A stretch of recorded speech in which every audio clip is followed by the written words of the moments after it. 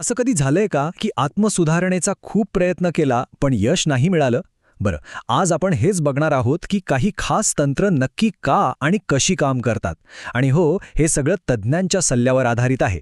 चला तर मग सुरू करूया.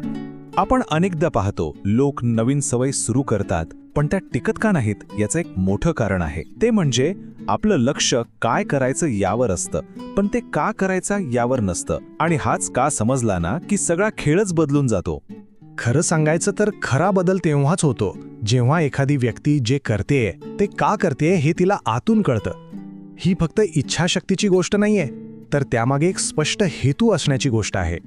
तर सगळ्यात पहिली आणि महत्त्वाची गोष्ट, आत्मसुधार म्हणजे काही जादूची गोळी नाहीये.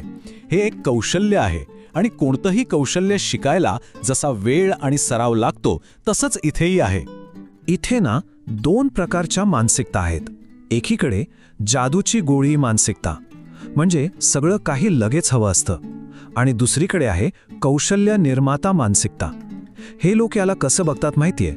जसं काही टेनिस शिकायचंय, त्यासाठी रोज प्रॅक्टिस करावीच लागेल तरच यश मिळेल, बरोबर ना?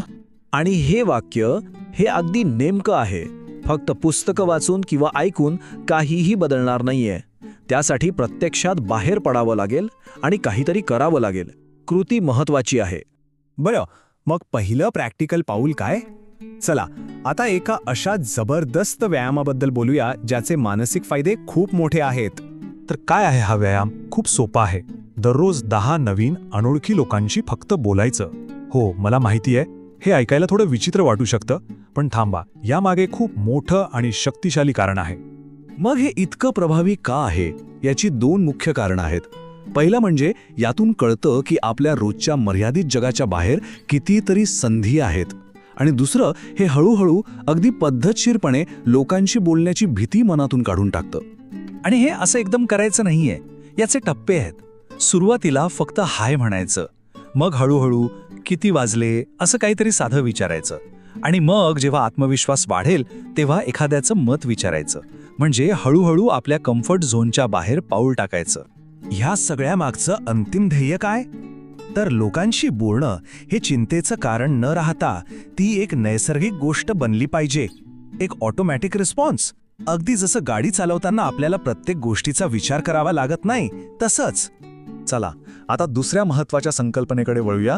हे फक्त लोकांशी बोलण्यापुरतं मर्यादित नाहीये, तर हे एकंदरीत आपलं आयुष्य अधिक सक्रिय आणि इंटरेस्टिंग कसं बनवायचं ह्याबद्दल आहे.